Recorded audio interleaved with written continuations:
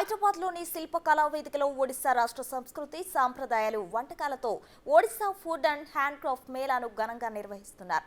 ఈ క్రమంలోనే ఒడిశాలో లభించే పలు వెరైటీల ఫుడ్ ను నిర్వాహకులు ఏర్పాటు చేయడంతో ప్రజలు ఆహారాన్ని టేస్ట్ చేసేందుకు పెద్ద ఎత్తున క్యూ కడుతున్నారు. అలానే ముఖ్యంగా ఒడిశా పాటలకు మహిళలు చిన్నారులు అంతా కలిసి సందడిగా నృత్యం చేయడంతో శిల్పకళా వేదిక ప్రాంగణమంతా కన్నుల పండుగగా మారింది.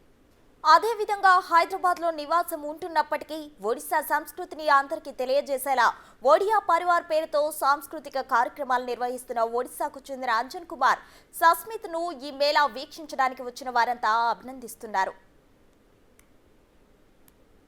I'm staying in Hyderabad from last 12 years.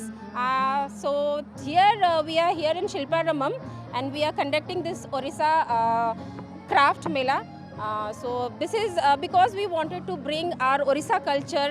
We wanted to show how our culture is in Hyderabad. We wanted to show the people of Hyderabad, people of Telangana that మనం ఎట్లా చేస్తున్నా మా కల్చర్ ఎట్లాగా ఉంది, ఇంత మంచిగా ఉంది, ఫుడ్ ఎట్లా ఉంది కొంచెం అట్రాక్ట్ చేయాలి. We wanted to create our Orissa in Hyderabad, like we wanted to create mini Orissa in Hyderabad the way I have learnt. నేను నేర్చుకున్నా, నా తెలుగు నేర్చుకున్నా నేను హైదరాబాద్లో.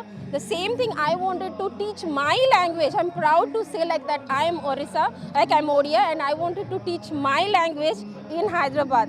So I think we are doing a great job, and thank you for everyone's support, and thank you for the support of the organizer as well. Myself Sashmita. ఇక ఈ craft మేళాలో Bharat Reddy ఏర్పాటు చేసిన ఐరన్ క్రాఫ్ట్ స్టోర్ చూపర్లను ఆకర్షిస్తుంది. ఇనుముతో మంచి కళారూపాన్ని చేయడమే కాకుండా అందులో ఒక సోషల్ మెసేజ్ కూడా ఉట్టిపడేలా ఉన్నాయని కస్టమర్లు అభిప్రాయపడుతున్నారు. పలు రాష్ట్రాల నుంచి ప్రత్యేకంగా కళాకారులు తయారు చేసిన ఈ క్రాఫ్ట్స్ ను ప్రజలకు చేరువ చేయడం సంతోషంగా ఉందన్నారు భరత్ రెడ్డి.